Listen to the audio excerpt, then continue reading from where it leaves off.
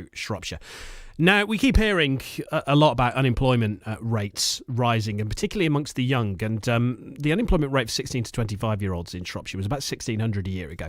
It now stands at more than 4,000. But the Ladder for Shropshire campaign is aiming to raise awareness of that and increase apprenticeship opportunities, especially at the moment when it's probably more difficult than ever for young people to get a foot on the ladder. Amanda Carpenter joins me now to tell us a little bit more and talk about a few opportunities that you or somebody you know might want to get involved in. Amanda, how are you? I'm very good, thank you. Thank you for having me on the show. That's all right. You're more than welcome. It's quite alarming, isn't it, when you put it like that? What are we at more than double, almost 3 times the youth or the young people unemployment than we had a year ago? It really is. It really is alarming. It's such a great opportunity for the ladder to be launched in October last year, really on the back of, the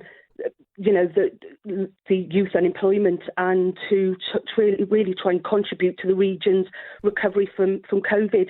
And obviously, apprenticeships are an incredibly good route for young people and to support them into a career and a step on the ladder. So, and my background's apprenticeship, so we are here to really engage with as many businesses in Shropshire to encourage them to offer apprenticeship opportunities. And I'm here to support with any impartial advice, talk about anything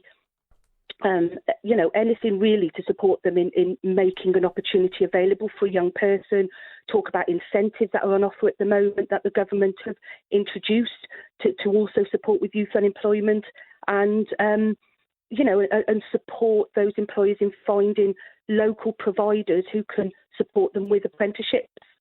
Is it about almost giving them reasons to look a bit younger in the sort of the staff that they're taking on, and incentivise them to spend that little bit of extra time maybe on somebody who needs a bit more training than somebody a decade older might? What we're finding quite a lot is there is a lot of ageing workforce and lots of people within businesses that have got a massive amount of skills, and to be able to transfer those skills onto a young person alongside a qualification and the training they will get academically, it is brilliant, and they're filling a gap within their workforce. What you find statistically is apprenticeships stay with employers. Those employers have invested in those young people, and what they find is retention is exceptionally good with apprenticeships. So it's a win-win. So you have employers who want to fill the skill gaps. They've got these aging workforce who are they going to who are going to be retiring at some point in the future, and why not upskill these young people?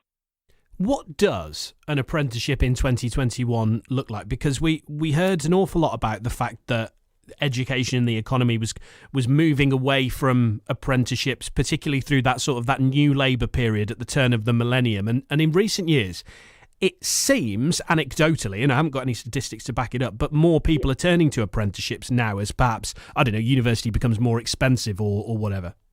So the apprenticeships changed, and the apprenticeship standards now are done via trailblazers. So you have businesses who got together and created apprenticeship standards, so they are more specific to the sectors and more really what employers are looking for within their apprenticeships.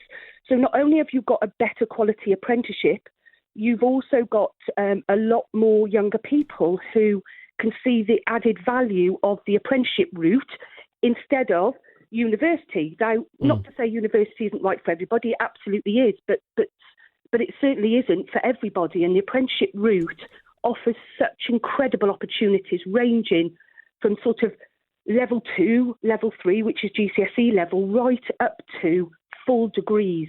And what you find are employers taking on young people as apprentices and investing in them throughout the years. And 4 or 5 years later, these people are at degree levels and fully qualified management positions in businesses. And, these really are incredible opportunities as a stepping stone throughout their career. Again, thinking back sort of 15 years to when I was in the position, apprenticeships were very much for kind of, if you wanted what would be called a trade, if you know what I mean. It was mechanics, it was electricians, it was plumbers, things like that. But what you're talking about is it seems to be a much wider variety of stuff. I guess those are still in play, but there's a lot of other stuff as well. Oh, you can have anything ranging from engineering to law to, you've got chartered accountants now who are on apprenticeship. So every sector, there's actually 1,500 occupations across 170 industries. That's how many apprenticeship opportunities are out there at the moment. Wow. It must be quite difficult. I remember coming out of university just as the economy crashed in 2008 and it being really, really difficult as somebody who didn't have an awful lot of experience for a couple of years. And when you are in that position, you know that next July, another glut of people finish education and are there to compete with you, and the year after another load. And it must feel like, for young people, that they're in a bit of a race against time. They don't want to be left behind or almost back a year. Yeah, you have apprenticeships which are academic year, so they are combined sometimes with placements within like day releases and within colleges or providers. But you also have apprenticeships which are work-based, and so actually you have your trainers, if you like, attending the workplace and supporting you that way. So they're actually roll on, roll off. So you're not looking at just apprenticeships starting in September. They can start at any point throughout the year. So there are always apprenticeships available at whatever point. So yes, if you miss out in a September intake, you could have lots of other opportunities throughout the year. What are the barriers that you come up against with employers? Is everyone enthusiastic, or do some industries, some sectors, some businesses need a bit more persuasion? There's still a lot of businesses out there who still think about old apprenticeships, and like you said, really, they're just for trade. They don't see the value, and I think it's just educating them and talking to them and making them aware that these are opportunities. You have some incredibly bright young people who don't want to go down the academic route, but are exceptionally bright, exceptionally enthusiastic, have strong work ethics. However, however they did at school, they add so much value to a business, and really, it's breaking down those myths with employers that a young person can add so much value to the business. They can bring lots of skills that an employer may not have. They come with lots of, young people these days know everything about social media, they come with so many ideas and so many skills and enthusiasm that just, employers don't realise how much energy a young person can bring into a business. In terms of the kind of pay that you get, because a lot of people aren't in the position where they can work for less than they could make elsewhere. Do you get enough in terms of a salary? There is a national minimum wage for an apprentice. Very often employers pay more than that, or they may start on that, and once the apprentice starts and shows their enthusiasm and their drive, they want to invest in that apprentice. So very often that apprenticeship wage will go up throughout the apprenticeship, and it's an incentive for the apprentice. They've got something to work for, something to work to as they have their regular review meetings, and they feel like the employer's investing in them, and then they're slowly increasing in wage. But sometimes it is about realising that it's a short-term sacrifice for a long-term gain.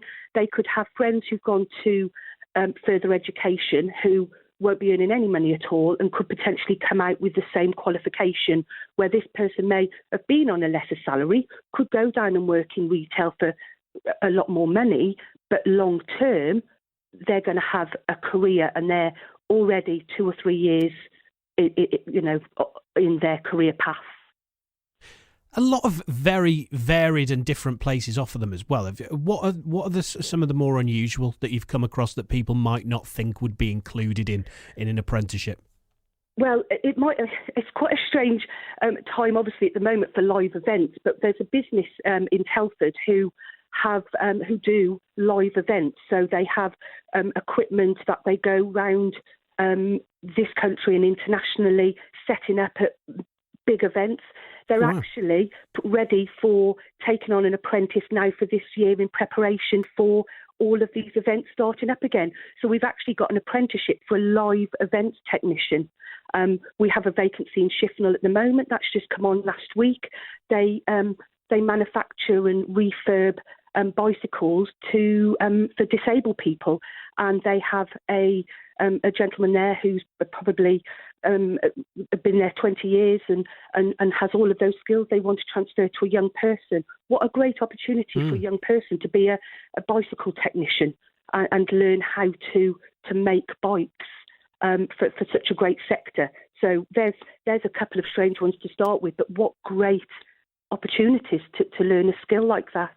Look, I quite fancy apprentice lawyer. I'm happy to carry as many books as any solicitor wants for the sort of money they're on. That's it. Well, I work with many solicitors. Every year they take on an apprentice. They'll start them at the sort of at a business level to understand the business, and then they will find their niche, be it they want to be a solicitor, be it they want to work more on the secretarial side, but they will find the niche and then they will invest in them. And these will be the future solicitors taking down the route of an apprenticeship and not university. And these are actual things happening in Shropshire at the moment and have been for years. And what is Ladder for Shropshire? Just what do you do day to day? Are you kind of liaising with businesses in the main? That's it. So the role is a one-stop shop for impartial advice to employers. So every day I'm engaging with employers who are asking me lots of questions. It could be looking at their plan for recruitment moving forward, how they can find apprenticeships fit into their workforce. But we're also encouraging ladder ambassadors. So these may be businesses who've already got a very good structure in place for recruiting apprentices every year, but because they're so on board with apprenticeships, they want to be part of the ladder to shout out and showcase what they do to other employers within their own supply chain and beyond to say, look, these are our successes. So talking to ambassadors and just promoting apprenticeships as much as possible and generating apprenticeship opportunities. So if there's employers out there who want to talk, who feel they might have an offer, talk to me and I can put them in touch with the right provider to help them start them on that journey. How do they get in touch with you?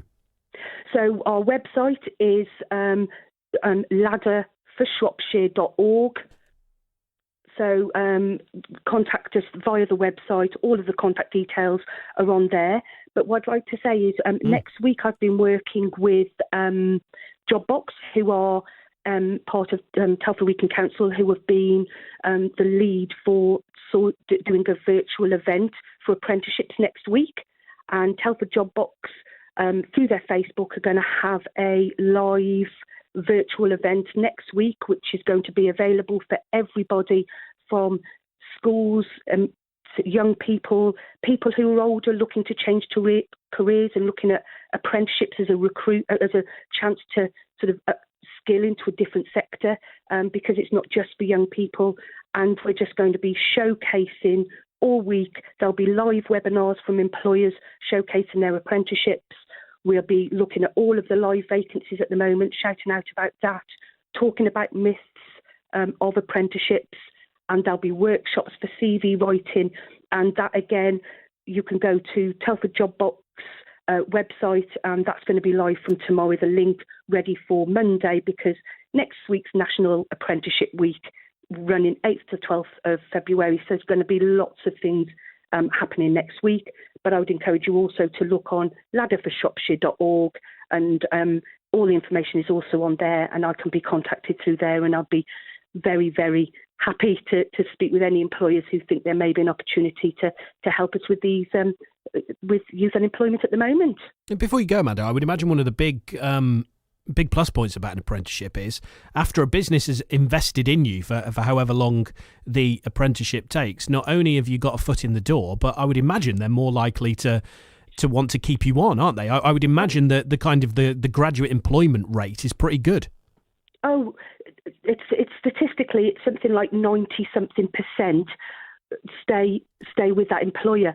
There isn't any employer I talk to who isn't looking at it as long term and not just to have an apprentice for a couple of years and then maybe, help them find something different. They're investing in somebody to then hopefully remain with that business.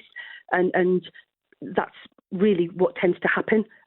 But otherwise, they are then, if there's not an opportunity there or they feel they want to move on to the next step in their career, then they're skilled they've up. got all of those skills and ready to go. Amanda, brilliant to hear from you. Thanks a lot. Keep in touch and let us know when you got something going on. Brilliant. And just while I've got the opportunity, if you don't mind, I'd love to challenge BBC Radio to help us generate more apprenticeship opportunities. So anything that Shropshire Radio can do to help us shout out about apprenticeships would be massively appreciated. Whenever you've got an idea, let us know. Keep in touch and we'll do our best. Thanks a lot, Amanda. Then. Thank you. Take care. Thank you. Bye-bye. That's Amanda Carpenter from Ladder for Shropshire. Check out the website. Loads of good events coming up there.